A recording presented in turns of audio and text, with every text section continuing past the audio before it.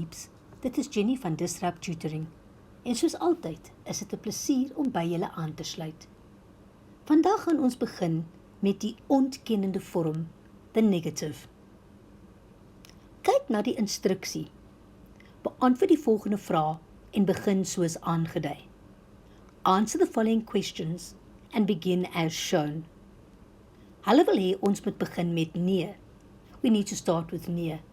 So we are going to answer questions by starting with the word nee, which means we are answering them in the negative. Sin nommer 1.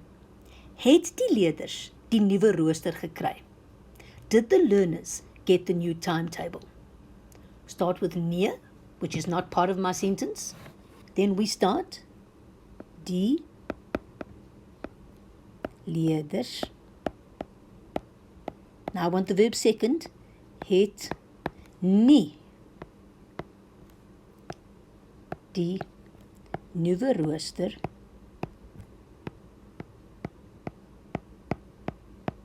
gekry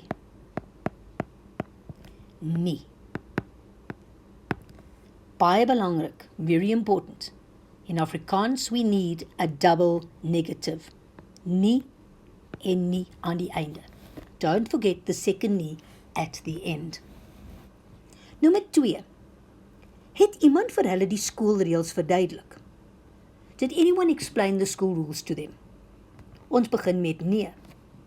But this time, we have a word which needs to change in the negative. The word iemand. Somebody needs to change to nobody, which is niemand in Afrikaans. Let's see what my answer would be.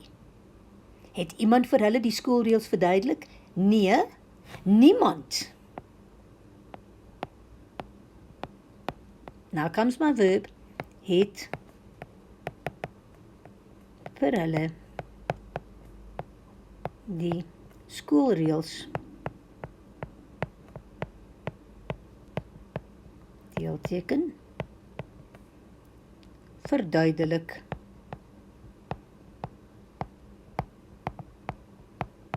And don't forget the second nie, nie. So the word iemand verander na niemand, nie. Iemand changes to niemand nie because we need a double negative. You need to learn the words that change in the negative. The first one we've learned is iemand, which changes to niemand nie.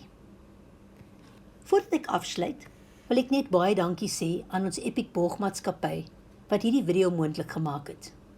Lees alles oor hulle in die beskrywing hieronder. Onthou om ons webtuiste te besoek vir meer van hierdie Epic studieklas video's. As jy nie die antwoord op jou vraag kan vind nie, stuur vir ons die vraag en ons sal antwoord met 'n persoonlike video net vir jou. Tot volgende keer, bly